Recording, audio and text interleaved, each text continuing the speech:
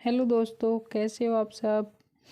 आज हम आपको श्री राम के जन्म की कहानी बताएंगे। कौशल प्रदेश, जिसकी स्थापना व्यवस्थित मनु ने की थी, पवित्र सरयू नदी के तट पर स्थित है। सुंदर एवं समृद्ध अयोध्या नगरी इस प्रदेश की राजधानी है। व्यवस्थु मनु ने वंश में अनेक सूरवीर, पराक्रमी, प्रतिभाशाली तथा यशस्वी राजा हुए, जिनमें से राजा दशरथ भी एक थे। राजा दशरथ वेदों के मर्मज्ञ, धर्मप्राण, दयालु, रणकुशल और प्रजापालक थे। उनके राज्य में प्रजा कष्टरहित, सत्यनिष्ठ एवं ईश्वर भक्त थी। उनके राज्य में किसी के भी प्रति द्वेष भाव का सर्वथा अभाव था। एक दिन दर्पण में अपने कृष्ण वर्ण केशों के मध्य एक श्वेत रंग के केश को देखकर महाराज दशरथ विचार करने लगे कि अब मेरे यौवन के दिनों का अंत निकट है और अब तक मैं निसंतान हूँ। मेरा वंश आगे कैसे बढ़ेगा तथा किसी उत्तराधिकारी के अभाव में राज्य का क्या होगा। इस प्रकार विचार करके उन्होंने पुत्र प्राप्ति हेतु पुत्र एष्टि यज्ञ करने का संकल्प किया। अपने कुलगुरु वशिष्ठ जी को बुलाकर उन्होंने अपना मंतव्य बताया तथा यज्ञ के लिए उचित विधान बताने की प्रार्थना की। उनके विचारों को उचित तथा युक्तियुक्त जानकर गुरु वशिष्ठ जी बोले, हे राजन, पुत्र एष्टि यज्ञ करने से अवश्य ही आपकी मनोकामना पूर्ण होगी, ऐसा मेरा विश्वास है। अतः आप शीघ्र अतिशीघ्र अश्वमेध यज्ञ करने तथा इसके लिए एक सुंदर श्यामकरण अश्व छोड़ने की व्यवस्था करें। गुरु वशिष्ठ की मंत्रणा के अनुसार शीघ्र ही महाराज दशरथ ने सरयू नदी के उत्तरी तट पर सुसज्जित एवं अत्यंत मनोरम यज्ञशाला का निर्माण करवाया तथा मंत्री और सेवकों को सारी व्यवस्था करने की आज्ञा देकर महाराज दशरथ ने रनिवास में जाकर अपनी तीनों रानियां कौशल्या, कैकेयी और सुमित्रा को यह शुभ समाचार सुनाया।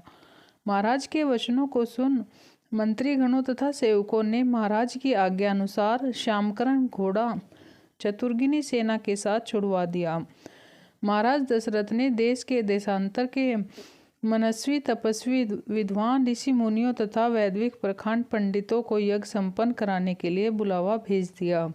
निश्चित समय आने पर समस्त अभ्यागतों के साथ महाराज दशरथ अपने गुरु वशिष्ठ जी तथा अपने परम मित्र अंगदेश के अधिपति लोकपाद के जमाता श्रृंग ऋषि को लेकर यज्ञ मंडप में पधारे। इस प्रकार महान यज्ञ का विधिवत शुभारंभ किया गया। संपूर्ण वातावरण वेदों की रचाओं के उच्च स्वर में पाठ से गूंजने तथा संहिता की सुगंध से महकने लगा। समस्त पंडित ऋषियों आदि को यथोचित धन्य धान्य गो आदि भेंट करके सादर विदा करने के साथ यज्ञ की समाप्ति हुई। राजा दशरथ ने यज्ञ के प्रसाद चरा को अपने महल में ले जाकर तीनों रानियों में वितरित कर दिया। प्रसाद ग्रहण करने के परिणाम स्वरूप परमपिता परमात्मा की कृपा से तीनों रानियों ने गर्भ धारण किया। चैत्र मास के शुक्ल पक्ष की 9वीं तिथि को पुनर्वसु नक्षत्र में सूर्य, मंगल, शनि, बृहस्पति तथा शुक्र अपने अपने उस स्थानों पर विराजमान थे। कर्क लगन का उदय होते ही महाराज दशरथ की बड़ी रानी कौशल्या के गर्भ से एक शिशु का जन्म हुआ, जो कि श्यामवर्ण, अत्यंत तेजमय, कांतिवान तथा अद्भुत सौंदर्यशाली था। उस शिशु को देखने वाले ठगे से रह जाते थे। इसके पश्चात शुभ नक्षत्र और शुभ घड़ी में महारानी कैकेयी के एक तथा तीसरी रानी सुमित्रा के 2 पुत्रों का जन्म हुआ।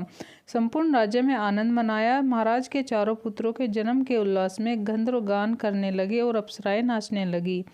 देवता अपने विमानों में बैठकर पुष्प वर्षा करने लगे। महाराज ने उन्मुक्त हस्त से राजद्वार पर आए हुए भाट, चरण तथा आशीर्वाद देने वाले ब्राह्मणों और याचकों को दान दक्षिणा दी। पुरस्कार में प्रजाजनों को धन धान्य तथा दरबारियों को रत्न, आभूषण तथा उपाधियां प्रदान किया गया। चारों पुत्रों का नामकरण महर्षि वशिष्ठ के द्वारा कराया गया तथा उनके नाम रामचंद्र, भरत, लक्ष्मण और शत्रुघ्न रखे गए। आयु बढ़ने के साथ ही रामचंद्र गुणों में भी अपने भाइयों से आगे बढ़ने तथा प्रजा में अत्यंत लोकप्रिय होने लगे। उनमें अत्यंत विलक्षण प्रतिभा थी, जिसके परिणाम स्वरूप अल्प काल में ही वे समस्त विषयों में पारंगत हो गए।